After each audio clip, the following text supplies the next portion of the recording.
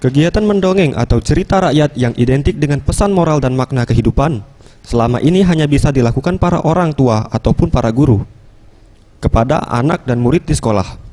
Namun kegiatan ini bisa juga dilakukan para anak-anak SD. Salah satunya Sarah yang pintar mendongeng, bahkan telah beberapa kali juara mendongeng tingkat kota, provinsi maupun nasional. Sarah yang duduk di kelas 6 bisa mendongeng berkat latihan serta guru pembimbing yang telah disiapkan oleh pihak sekolah. Kemarin sempat mendapatkan juara 3 lomba bercerita tingkat nasional. Pesertanya dari seluruh Indonesia. Setiap provinsi mengirim 1 orang. Waktu babak penyisihan, judul ceritanya itu Mancing Upungan.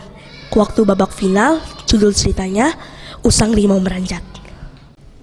Sementara itu, Hartini, Kepala Sekolah SD Harapan Mulia mengatakan, pembelajaran mendongeng merupakan bagian dari kurikulum yang diajarkan di sekolah mereka. Namun, terdapat ekstrakurikuler yang memang memfokuskan siswa untuk belajar mendongeng ataupun jenis sastra lainnya. Bimbingan kepada siswa dilakukan setelah jam pelajaran dengan guru khusus dan memang ahli di bidang bakat siswa.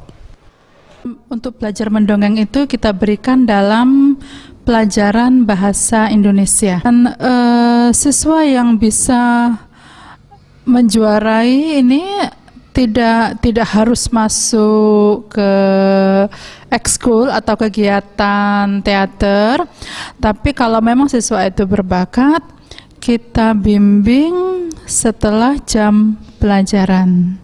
Jadi ada guru khusus.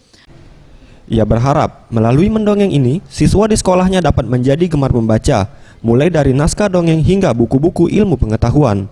Anugerah Sandi Pratama, Maulana Yusuf, Sriwijaya TV.